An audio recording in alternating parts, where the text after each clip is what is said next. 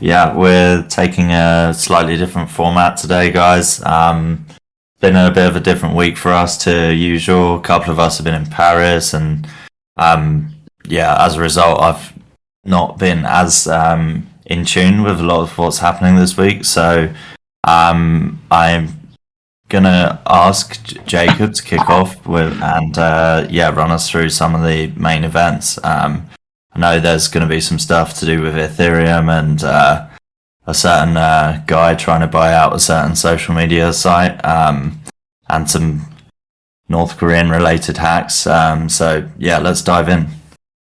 Yeah, thanks, Christian.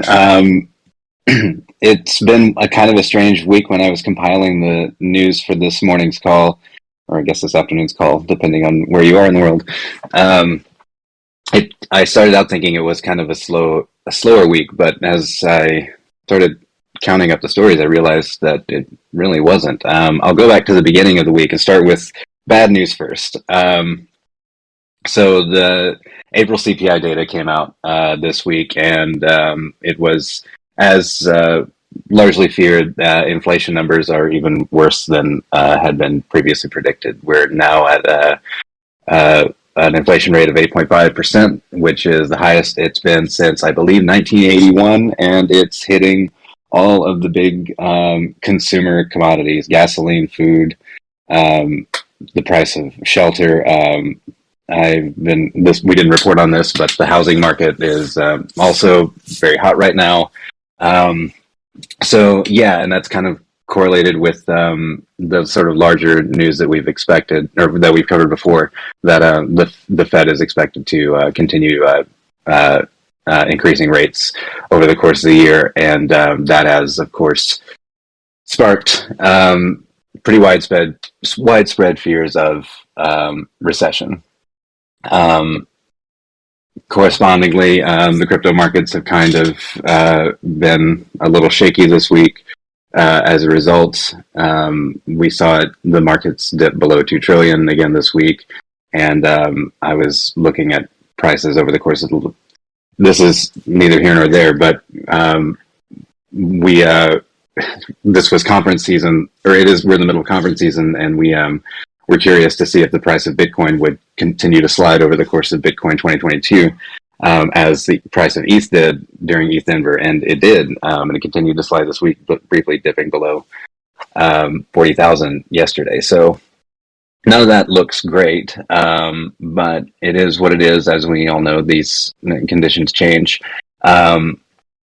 In other, less, well, I don't know if this is the other big news of the week. Just happened yesterday, which was a certain someone, Christian, mentioned.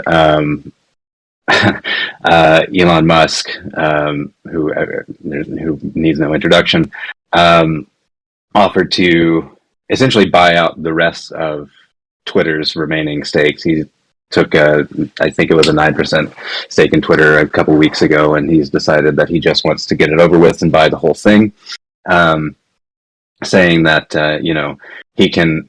He wrote in his letter to the SEC that Twitter has immense potential and that he can unlock it, but only he can do it by taking it as a private company.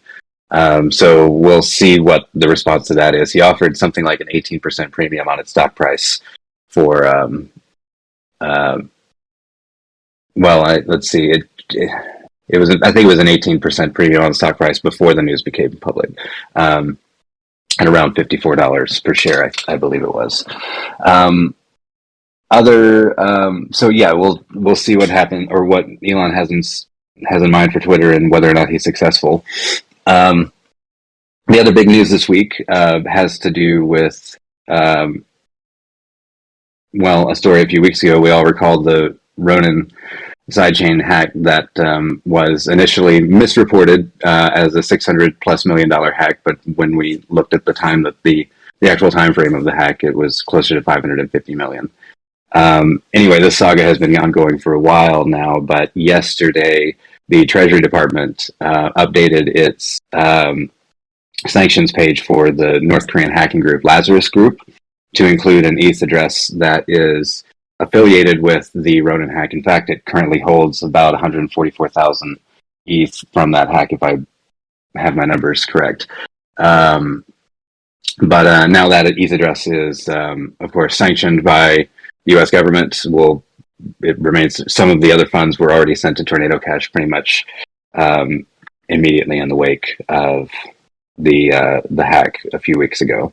But now that the bulk of that ETH is sitting in a sanctioned address, we'll see what happens next. Slightly smaller news. Slightly smaller news that's nonetheless caused a great deal of outrage this week, especially on Twitter, was that for U.S. customers using Celsius, it was revealed this week in a blog post that Celsius was going to, because of ongoing discussions with regulators, they were going to discontinue their Earn product for non-accredited investors in the U.S. Now, for those of you who don't use Celsius, the Earn product is basically just an interest-bearing product on Bitcoin, Ethereum, and a few other select cryptos that you can essentially loan out to the network and collect yield on. But because of ongoing discussions with regulators, it has been decided that non-accredited investors, i.e., those without a lot of money to invest, that is too risky, I suppose, for them to participate in. So they will no longer be allowed to do that. It's just the reason I bring it up is because it's another instance of a company kind of taking a preemptive stance, it would seem, to what they think a regulator is going to do, and that seems to have, at least in this case, seems to have had an arguably a negative consequence on the consumer. In related sanctions news, this is another thing that people have become angry about. Whether or not it's justified, I'm not sure. But Tornado Cash is, let's see, this actually just broke this morning. Tornado Cash is going to be blocking certain sanctioned users from using the protocol, which raises some questions about how decentralized it really is versus, as well as, should anybody have the right to, well, I don't know how to frame this question. I mean, you can see the implications here, being that we're essentially allowing the developers to decide who, or not arbitrarily decide that people can't interact with it, because these are sanctioned actors, but it's certainly, sorry, the Tornado front end, that's right. Not this, Christian just corrected me. They're preventing sanctioned addresses from accessing the Tornado Cash front end, not the smart contract itself. So they're creating a barrier that is arguably an undue barrier, or an unfair barrier, but nevertheless one that's going to remain in place. And that finally brings us back to another story that kind of brings us back full circle. Another story we ran this morning about North Korean hacking groups sort of targeting the crypto space more generally. It's been argued that, let me back up for a minute. Speaking of North Korea, Virgil Griffiths, the Ethereum developer, who famously went to North Korea to speak at the Pyongyang blockchain conference in 2019, I believe, who was subsequently charged with aiding North Korea in evading international sanctions. He was sentenced this week to a minimum 63 months in prison, even despite having expressed remorse in his trial and having pled guilty. He was still received a pretty substantial prison sentence this week. And in a not unrelated, I guess, I don't know if this is coincidental or not, more stories have been breaking this week about the North Koreans becoming more and more sophisticated with their use of crypto scams, and sort of mapping out the space more broadly to kind of gain a holistic approach to how they can exploit really the industry at large. So that is, I think I've gone on long enough. That's the gist of what's happened this week. If I've forgotten, the ETH merge. I can't believe I forgot that. It also, despite things having seemingly gone well,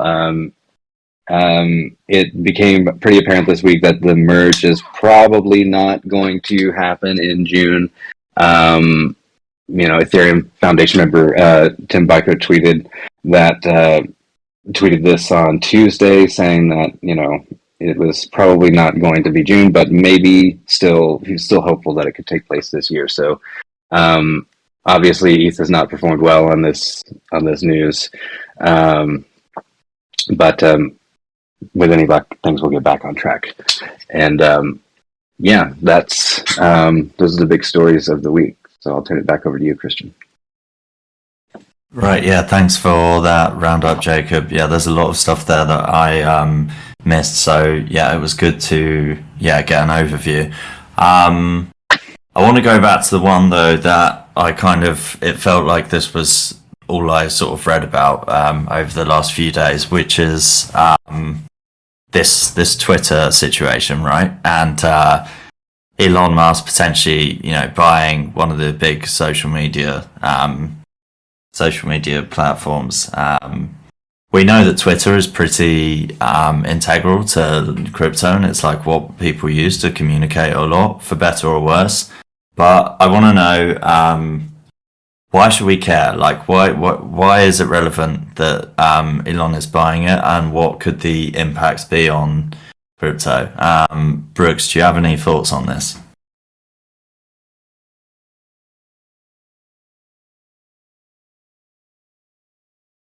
Sorry for the delay. I think I guess the low hanging fruit on this one. I don't have too much to offer on this, but I mean, I think he's clearly a little more, I guess you could say, libertarian leaning crypto, and more in line with, I guess, a lot of the crypto crowd, and so maybe he would make the platform more open. And maybe he would bring back Donald Trump's Twitter, stuff like that. Who knows? For better or for worse. So yeah, I think that's a low hanging fruit, and I'll just stop there. Yeah, just maybe more of an open platform. Yeah, I mean, yeah, go ahead, Tim. Yeah. So I think it's a really good question. Like, why should we care? I mean, the one thing that stands out to me is that we've been teased about being allowed to give tips in Bitcoin or Ethereum, or integrating Ethereum wallets. Well, we got that with the paid, I think it's called Twitter Blue feature, where you can get the hexagonal profile picture to show you in the NFT. But there's a lot more that could be done with integrating Web3 wallets or Bitcoin tips or anything like that that's been hinted at. And you'd imagine that with Elon Musk controlling the company, or even just influencing with his 9% share that he holds at the moment, that those kind of updates would be sped along, and we might see them sooner than people had anticipated. Yeah. I mean, also this week we saw come out that Meta was planning this. I think someone did the calculations and worked out that when someone sells virtual goods on Meta, they're going to have to pay an almost 50% fee, right? So in theory, if you sold an NFT, Meta, Mark Zuckerberg and company might take 50% of that. Okay. So I guess this raises a question as well of how are any of these Web2 social media platforms gonna succeed and successfully integrate crypto properly, and what impact is that going to have on the future of the industry? Alex, I heard you speak up. Did you have any insights into this? Well, no, I was just mentioning the fact you went silent for a few seconds, but I guess my take on this is that for as long as you're publicly listed, you are tied to the interests or to the agendas of the major shareholders of the company. So obviously you're going to have to follow an agenda, and that reflects directly in the fact that if the platform is not, following or is not providing freedom of speech to its users, that speaks for itself. So I would say even little facts like not being able to add an edit button on Twitter is a signal or shows something, right? I mean, you should be able to modify your messages. That's the main, that's the minimum for freedom of speech, to correct your message or to discuss and openly express your ideas without being tied to, someone, holding all the bags, making decisions for you, or, censoring you just because they don't like to listen to your message. You have to accept that there's variety of opinions, and we get into the stage that, like, think about what Will Smith did in the Oscars, right? Slapping someone because he didn't like a joke. Well, you can see that on Twitter directly when someone's censoring an account. It's saying no to, a certain message and then just slapping that person by blocking their account. So I think, what I take from this is, yes, Elon Musk, if he wants to buy all the shares and delist them from a public exchange, more power to him. And I think that's going to be good for freedom of speech and to sort of, like, I wouldn't say decentralize it, because you still, the major shareholder would still be, what's his name, Elon Musk. But yeah, it's like I mean, it would be interesting to see how that integrates into a Web3 environment as well. So I think it would be beneficial. I think it would, and we all know that Elon is very open to Web3 and blockchain technology. So I think he's giving hints. If you were to buy all the shares of Twitter, he's giving hints of what could potentially happen, very positively for the crypto industry and for freedom of speech as well.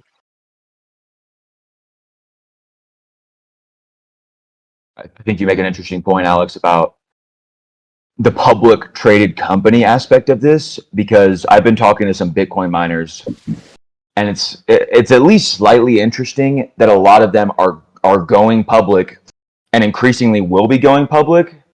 Yeah, and as far as being beholden to shareholders and various rules, and I just wonder if that's not pure, Bitcoin philosophy.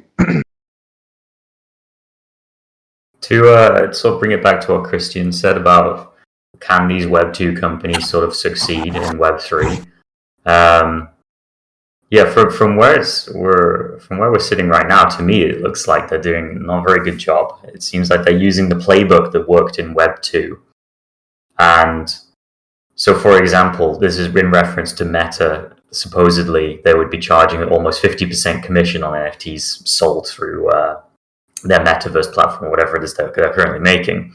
And the calculations were done by Business Insider, who broke this news, and it was based off the amount of commission they take on App Store purchases. And Apple is the same. If you're using iOS and I think it's 30% they'll take from applications that are like sold on the iOS store. I don't use Apple products, so forgive me if I got that wrong, but I think that's the gist of it. But I think that only works really because they have like these monopolies. Like when it comes to you want a smartphone, Apple just has a massive slice of the market there, and it's not going away. People are dead set. They want the new iPhone, and they really like it. And it's going to be incredibly difficult for anyone to sort of supplant Apple and their sort of hold on the market there. And Web3 does not work like that. If you're planning to offer like a 50% commission, the people are just going to go elsewhere. It's not like you are the only place that NFTs can be sold. They would have to create, for example, like their own blockchain that had the NFTs hosted on it, and that they would not, and if they used any of the existing blockchains, you can just go somewhere else. You can just interact directly with the smart contract. So I really don't see. I guess that maybe we're missing something if they're seriously considering putting such high premiums on their NFT sales. But from where we're standing right now, to me at least, yeah, it seems like it could be another situation like with Yahoo in the past, where they were a massive market leader, but then they couldn't keep up with the shifting technology, and they sort of faded into irrelevance really, and lost a massive amount of the market share. But it remains to be seen, I guess. Yeah, I would echo what you said, Tim. Every kind of example we've seen of Meta so far trying to break into this space has kind of been like met with just criticism and mocked by a lot of people, both within crypto and outside of it. And yeah, I mean Twitter as well. Like obviously Jack Dorsey was trying to do things like with Bitcoin and this kind of stuff, and okay, you can get a hexagonal profile picture, but I don't know if it's enough. And on the what I've noticed though with this Elon thing that I find interesting is just how much it seems overwhelmingly to me that people who like crypto sort of think that this is a good idea because of like the idea of censorship resistance, right? But yeah, sometimes I think that people in crypto are quite naive about what censorship resistance could mean as well.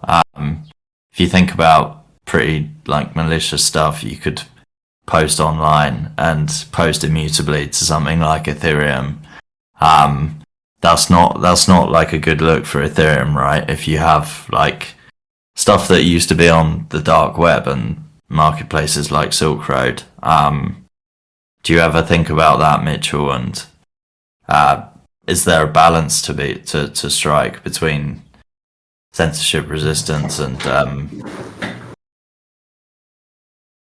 I read a really good thread about this today from the ex-CEO of Reddit, and their conclusion that they came to, they seem more knowledgeable about this than I do, is that censorship is a function of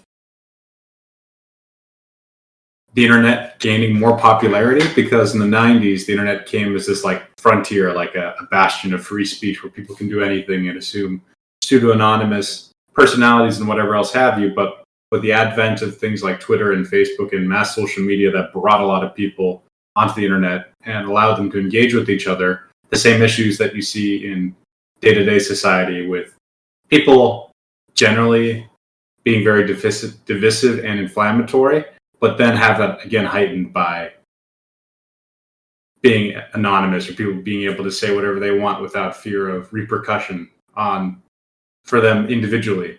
It kind of leads to this scenario where the social media websites, they don't really care one way or another about censorship, but there's going to be a lot of people that are not civil to each other, and the platforms would probably collapse if there wasn't any moderation whatsoever.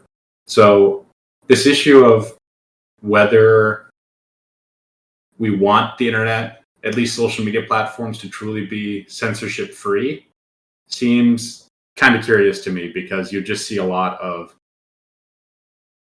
like this weird hate speech and racism and very inflammatory discussions that you see on places like the dark web.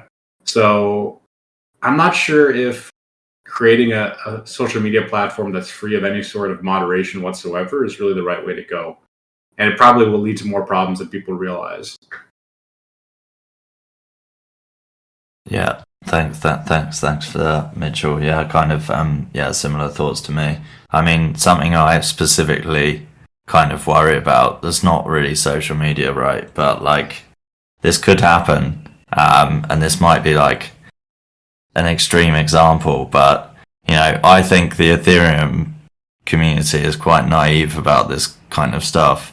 And if you had someone that posted, say, child porn, and they minted like an NFT of this, can you think, like, imagine how this would kind of go down and just how that would spread? And in if this was like something that broke in the media, that there's this blockchain that's like hosting this stuff, it would be like disastrous for crypto's image, which is already pretty bad, as we know. So yeah, I guess it's something to think about. Beyond Elon stuff, wanted to take a pivot to something that's kind of been developing more over the last couple of days, and we saw stuff with Tornado Cash today, which is kind of on a related tip to what we were just talking about, and that's the whole North Korea situation, and what's gone on there. Jacob, I know you were looking into this with respect to the Ronin network attack. Can you just kind of outline what's happened and what is the link between North Korea and this $550 million? Yeah, well, I mean, the link between them is they appear to, if I'm reading this correctly, they appear to have been the perpetrators behind the attack. Now, I've been doing some reading on this opaque cybercrime organization, the Lazarus Group, which is about, I guess, I'm still familiarizing myself with all this stuff, but it's been in operation for about 10 years now. It's been watched by the FBI pretty closely for all of that time, and from what I can gather, the sophistication of Lazarus Group has pretty rapidly, the level of sophistication has rapidly advanced over those 10 years, to the extent that they now are implicated in a number of illicit activities around the crypto space. So with the Ronin hack, this ETH address that the funds were, drained to,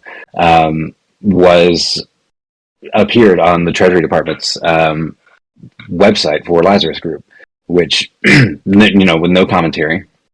It simply said, Lazarus Group, here's a list of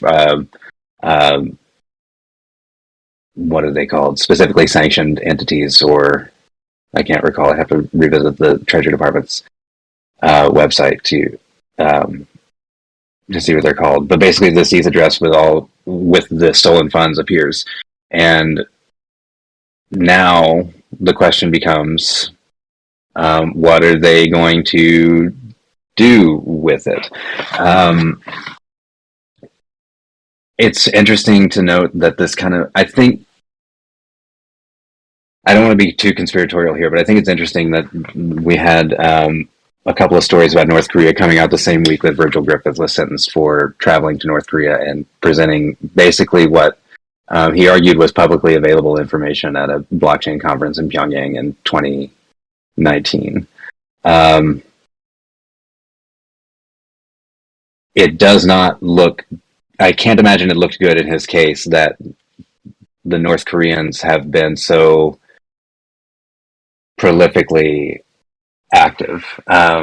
So like I'm reading this, I read Stefan's piece this morning about Arthur Chung warning that North Korean hackers are targeting, basically all crypto organizations. And if that's true, then it would mean that, they're trying to get, as I mentioned earlier, sort of a holistic overview of what the entire space looks like, a sort of map to the crypto world. And in this tweet storm, he said that, he's been doing research with other cybersecurity experts, and that's led him to believe that a couple of state-sponsored cybercrime organizations in North Korea, including another one named Blue Noroff, is basically running a massive intelligence. It frankly reads a little paranoid when you get down to it. But I think the takeaway from all this is that the North Korean cyber criminals are up to a lot of illicit activity, the most of which we probably are not aware of at this point. But I wouldn't be surprised if news continues to trickle out that, this other hack that we didn't know much about up until this point, it turns out that North Koreans, cyber criminals, are behind that one as well. This is frankly a pretty complicated topic and not one I'm extremely well versed in. I'm trying to keep up on it as well as I can. But it would appear that the problem is extensive and not getting any better. However, it certainly appears as well that the U.S. government, and I'm sure other Western governments the world over, are watching this extremely closely. Yeah, thanks, Jacob. Yeah, I saw Arthur's thread as well. For those not aware, that's a guy that runs Defiance Capital, Singapore pays a fund, and he lost almost $2 million worth of NFTs in a social engineering hack about 3 weeks ago, and his tweet storm was kind of detailing how kind of related to this, and he told us that he has reasons, he has hard evidence that this was a North Korean organization behind it. In fact, if I could just jump in one more second, I remember this story, and at the time when we were editing it, he was lobbying some pretty. He was basically accusing North Korea of it at that point, but did not have any particular evidence to offer at the time that we could see anyway. So we ended up cutting that detail from the story, or at least trimming it down. But it's interesting that we've circled back around to it at this point, and he seems to be coming with more receipts this time. So that's all. Sure. Okay, so what does this mean, and how do we respond to this? I mean, there are obvious things we can do as individuals, like using cold storage wallets and stuff like Gnosis. But is North Korea basically out to bring down crypto? Is that what this means? What's your thoughts on this, Nivesh? I don't think it's a plan to bring down the industry, because you see, hacks are a positive sign for the industry. There is liquidity, there is money, they want money, and they're stealing money. And it's probably one of the easiest. No, I wouldn't say easiest. Maybe one of the easier ways they do right now. So I think it's good, to hear Jacob's perception on it, and the fact that Griffith's story and the hacks came in during the same week, and bring sort of focus to the country. But what I feel is that I look at it from a different perspective. I'm seeing that the Fed is working with chain analysis, blockchain data farm, and it's blocking countries which they don't want to do business with, and that's been when the US issues sanctions, other countries usually follow, because that's how their power is. So I think it's a good sign for crypto that we are looking at regulations coming up with ways to see it more positively, I guess. If they are successful with censoring Tornado Cash, I think they can go forward and doing that with MetaMask as well. And probably we will talk about it in our meeting, and many people are going to hate it on Twitter because it's not it's against our values, and it's not censorship resistance and whatnot. But I guess in the end, this is what we wanted, right? We want acceptance, we want adoption, and as we said, we cannot complete 100% decentralization. There's got to be some level of, I think, checks. I think it's positive. Although I feel bad that Griffith is being sentenced, because all he did was attend a conference and spread some awareness about it. But overall, no, I wouldn't focus it too much on if they are trying to bring the industry down. I would just see it like they are just finding an opportunity and taking away whatever they can. But like the fact that we can outcast them and still do the crypto business, I think it's positive for our industry. Yeah, thanks for that, Nivesh. So yeah, just some background there on following on from this, these developments surrounding North Korea, seemingly following on. Tornado Cash, this morning just posted an update saying that basically they are using chain analysis as Oracle to select certain addresses, and those addresses will be like stopped from using the front end, as Jacob briefly touched on. Now this isn't anything new. We have seen similar things. We've even seen stuff like Uniswap was told to kind of delist some certain assets from its front end before. I think it was like stock related, like synthetic stocks or similar. And it always kind of causes quite a drama at the time. I mean, I would say we're probably going to see more of this. But is this like the first step on the road towards KYC DeFi? And is that something that you'd be happy to use, Mitchell?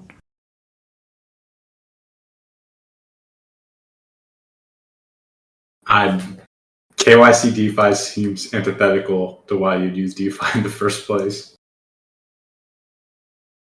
So probably not. I don't understand what the advantages would be if there was KYC involved in DeFi over a centralized alternative.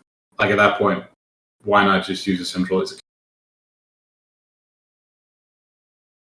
So you don't worry that it's coming down the line, like the likes of Chris Black seem to. I'm not worried. I mean, I do think that some platforms will capitulate, but for every platform that gets regulated, there will be another one that pops up. Because people will find a way. The use case is compelling for decentralized finance. And part of that is not bending to regulation. So I feel very strongly that DeFi will continue to exist, maybe under a different guise. If it's not Uniswap, then it'll be something else. Then it'll be SushiSwap. And if SushiSwap falls, something else will take its place. So the forks will keep coming, and people will find a way to avoid KYC. That's my opinion. Yeah, no, I hear what you're saying. This is something we talk about a lot. How not just in DeFi, but with everything in crypto, right? It's like if you have a successful project, you can expect to get copied, and that other project will try to steal your liquidity. And you would hope that if Uniswap kind of decided to cozy up with the SEC and whoever else, that one of these other dexes would be kind of take that number one spot, at least on Ethereum. Good to think about this stuff. I mean, DeFi isn't necessarily in the best place at the moment. I mean, it's certainly not as in vogue as it was a couple of years ago. But hope that it can sort of gain traction again. Cool. Yeah. On a note about DeFi, I guess this is pretty intrinsically linked. Ethereum fans had a big disappointment this week.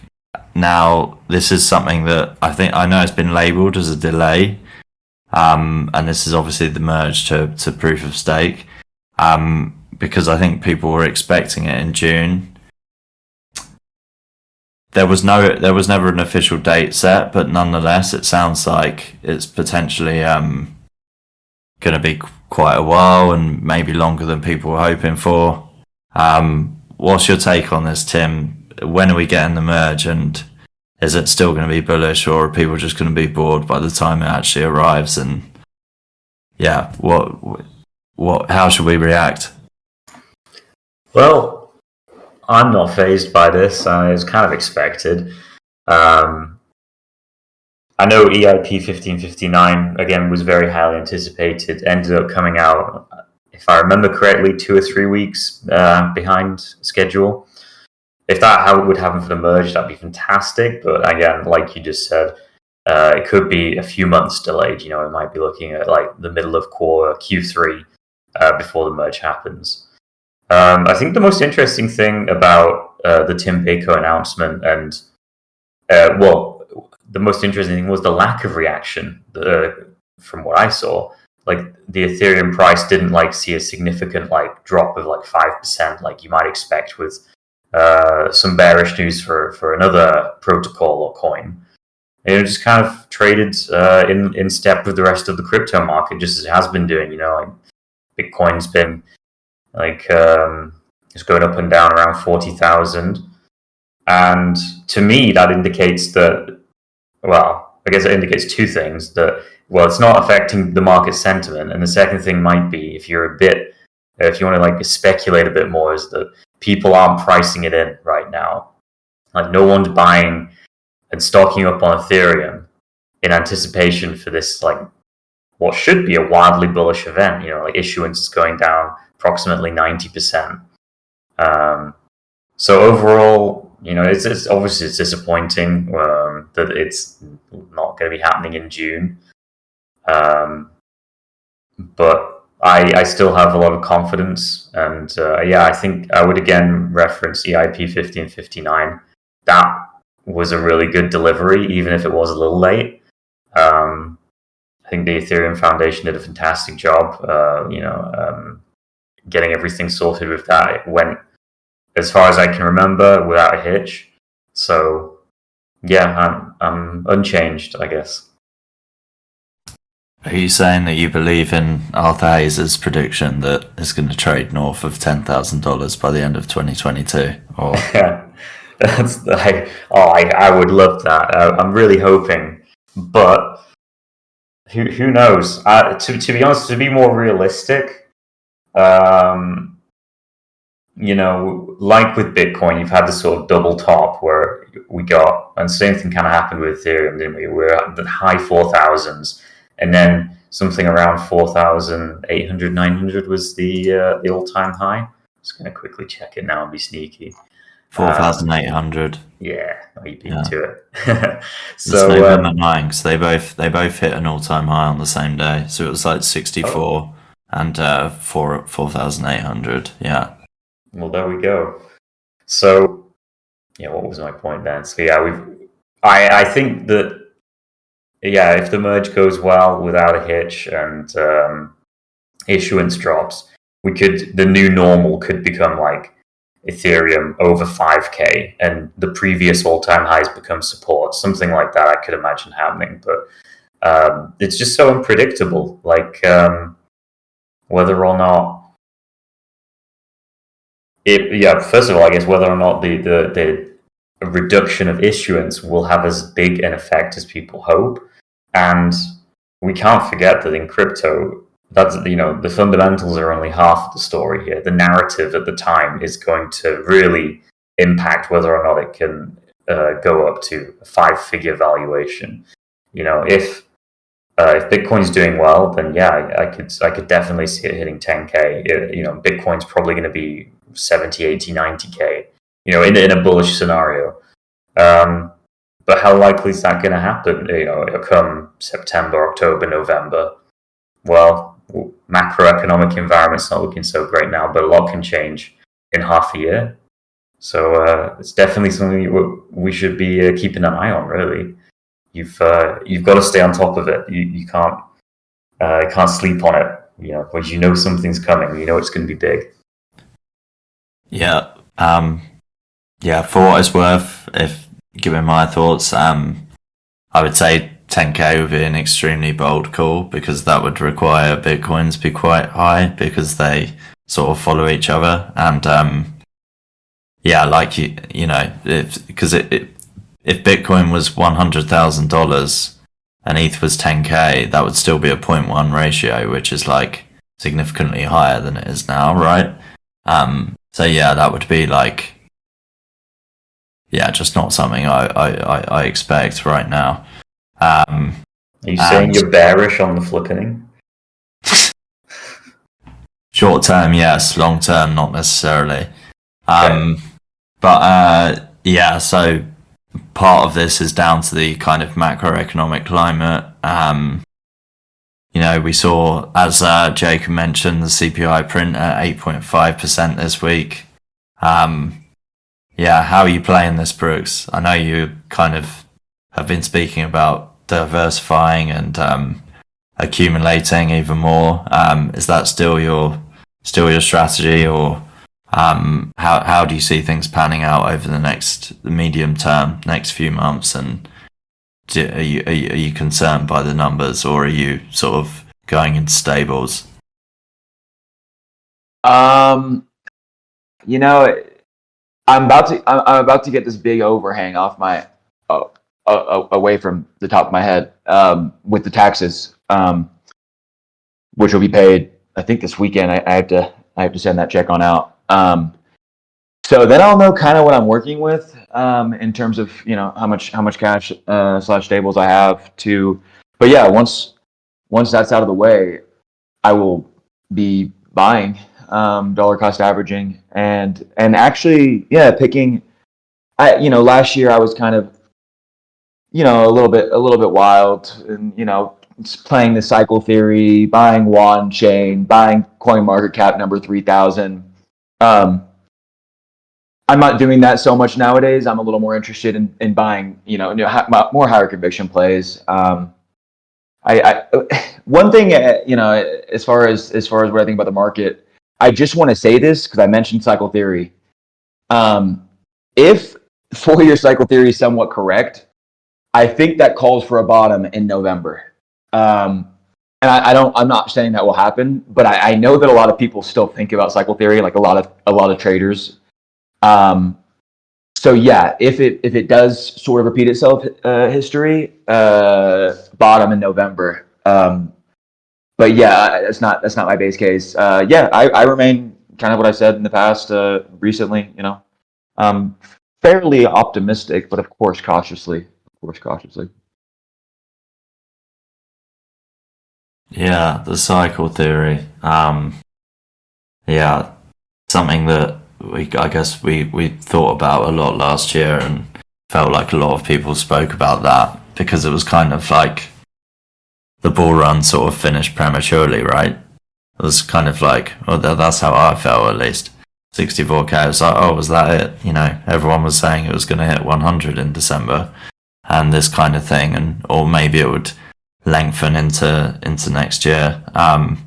Does anyone have any thoughts on this, or are we just seeing sort of shorter cycles now? Or does anyone buy into the 4-year thesis still? I don't really buy cycle theories. Yeah, I don't buy it as well because it was like the rate at which like Bitcoin rewards reduced after each halving, that was what the cycle was based on, was high, gets like reduces with each halving. So like in 2000, I think in 2012 it was around 12 like 25 BTC got slashed with each block, and then it was 12.5, 6.25, and I guess the next time it's going to be even less. So as the rewards go down, there is lesser incentive for the price to go higher because of the supply shock. Okay, so it's just basic economics, and I don't think that I think we are kind of past the cycle, but Ethereum merge can act as one potential catalyst. And if we can draw a comparison with like Bitcoin halving. So you see, if the rewards are reduced, so like you and Tim said, like there wouldn't be a lot of there would actually be a lot of volatility in the price on the merge and before the merge, and Ethereum could go down and up. But eventually, the supply shock will act positively towards its price.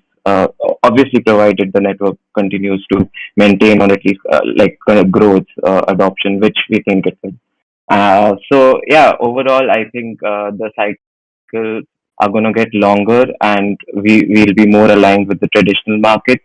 Something like sell in May and go away, or following the inflation and the interest rate hikes and these kinds of things. And but there's one catalyst that, with the supply reduction of Ethereum, that can give us like a cycle, a parabolic run like Bitcoin has given us in the past.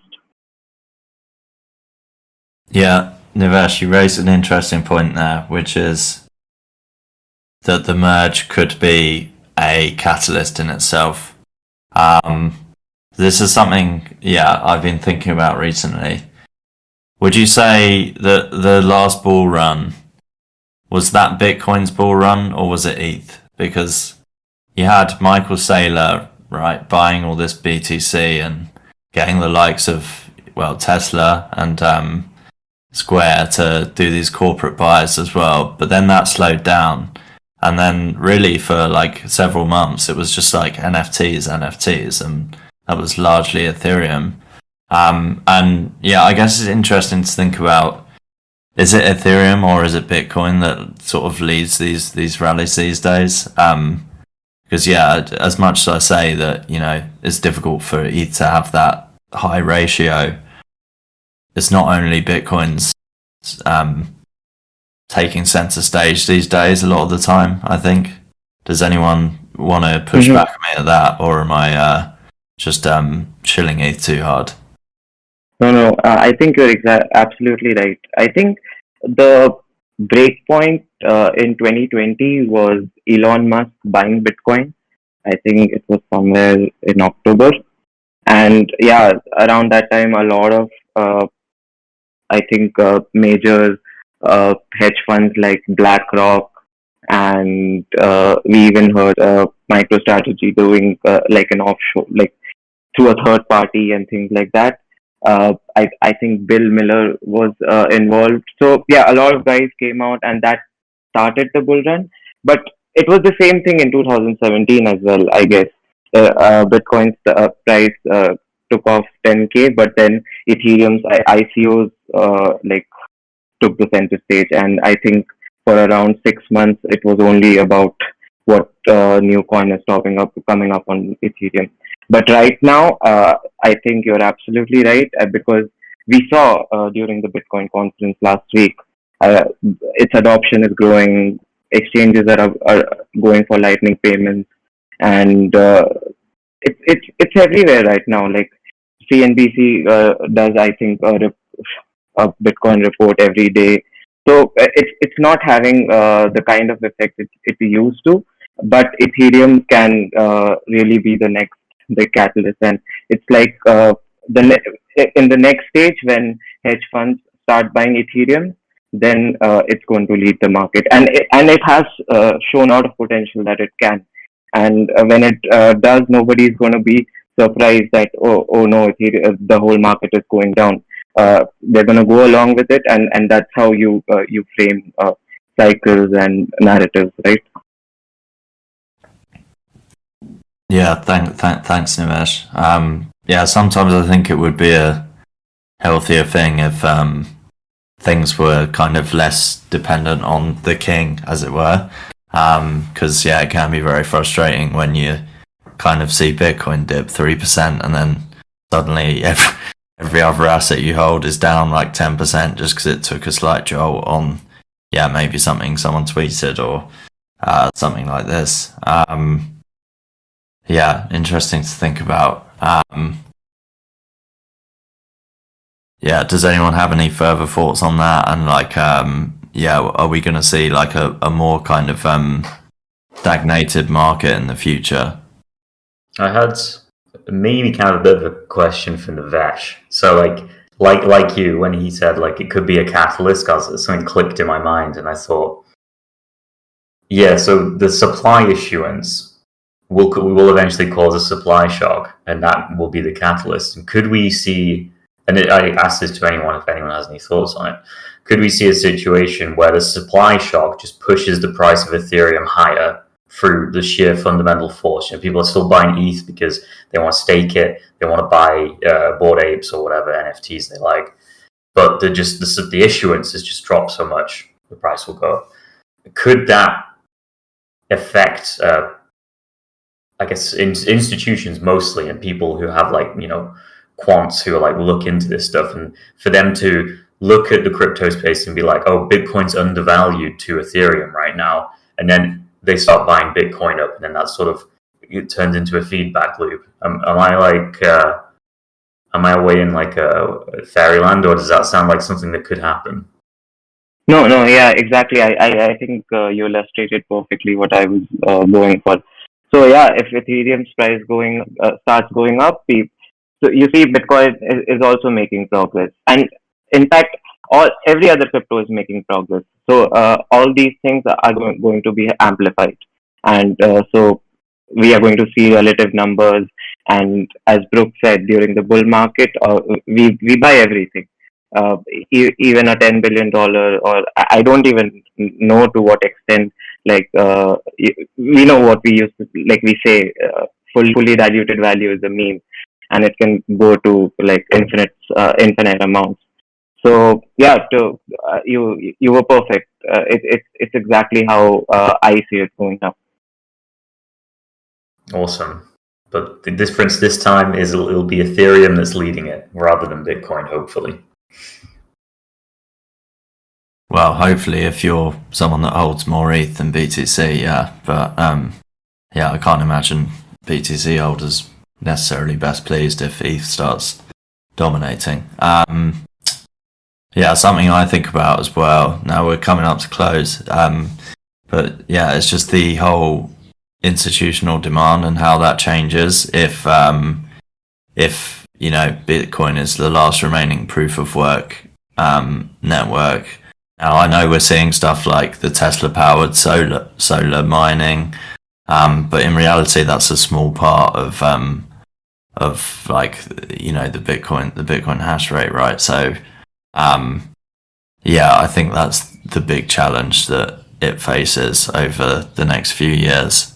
And it's going to be interesting to see how Bitcoin evolves with that. We're just coming up to the hour. Did anyone have any final comments to share before we wrap up on Bitcoin or ETH or the months ahead? And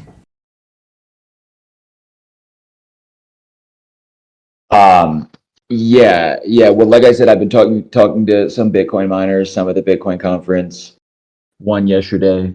I'm sort of flipping. I'm getting a little bullish on proof of work the more I talk to these people. Maybe I'll write a piece about it. We'll talk about it. But yeah, I think that's kind of an interesting. I think Bitcoin. So when you ask what Bitcoin might face over the next few years, if these miners are to be believed, I mean, honestly, it's been very eye-opening. They just have to market this better, because it seems like the exact opposite of what the quote, for lack of a better term, environmentalists are saying might be true. And I need to listen to the recordings again of the interviews to really unpack that. But anyway, a little interesting. Not that I'm bearish on proof of stake, and I would favor a balanced portfolio. But anyway, yeah. Yeah, thanks for that, Brooks. I mean, it's true, right? If Bitcoin's the last proof of work one, maybe that reinforces the idea of hard money and actually strengthens its value proposition, especially if it can get some clean mining established. Okay, I think that brings us to time, everyone. So just to wrap up, we had Elon potentially buying Twitter, potential implications for crypto there, and the idea of censorship resistance. What does that mean in an on-chain world, I guess you could say? North Korea and the various reactions that are coming of that. Get your cold storage wallets ready, because any funds on MetaMask not necessarily safe in this world of Web3. And we had delays to the merge, but potentially merge might be bullish anyway. And yeah, potential impact on Bitcoin and the broader market, and yeah, perhaps a less of a correlation with Bitcoin, and yeah, more like stagnation between assets. Cool, thanks guys.